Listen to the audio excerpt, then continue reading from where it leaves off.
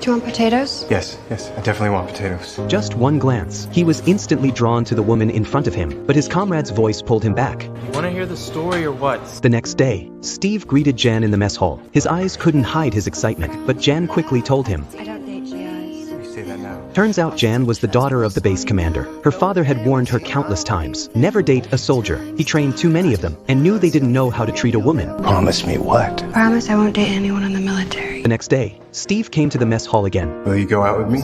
No. Jan thought saying no so many times would push him away, but to her surprise, Can I take you to the movies? No.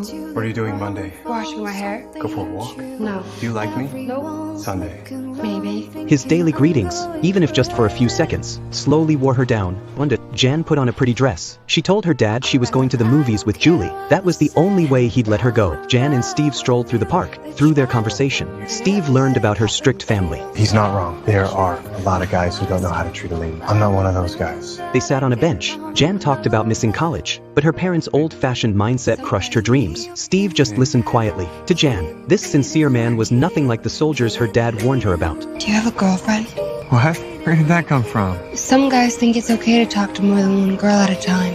I'm not one of those guys. You're the only girl I want to be talking to. Just as they were about to lean in, Julie suddenly showed up. But before they parted, Steve gave Jan a goodnight kiss. She left with a big smile on her face. Back home, her parents instantly knew she was in love. But her dad had no idea that the boy was actually a soldier. A few days later, Jan asked if she could invite a friend over. Her dad agreed. Soon, Steve showed up at the house, but his sharp haircut raised some suspicion. After dinner, her dad asked Steve to help clean out the storage room. The moment Steve opened the door, there was just so much stuff. He had no idea when he'd be done, but he didn't want to blow his chances. So he rolled up his sleeves and got to work. He's crazy. You don't have to put up with this. You're worth it. But everyone has their limits. One day, Steve was helping Jan with her homework. They were having a great time, until her dad barged in. I got a serious weed problem out in the garden.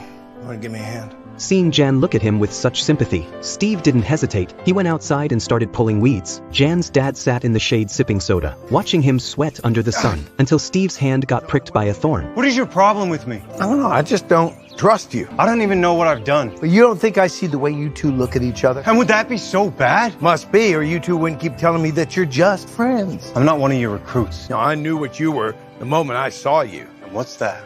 Soft. Later, Steve was on guard duty. Suddenly, the car pulled up. It was Jan's dad. At ease. Whoops. Back home, her father confronted Jan. He was furious that she lied, and demanded they never see each other again. But Jan had already fallen for Steve. For the first time, she stood up to her dad and yelled back. Night after night! I asked him to. He's not good enough for you. Well, shouldn't I get to decide that?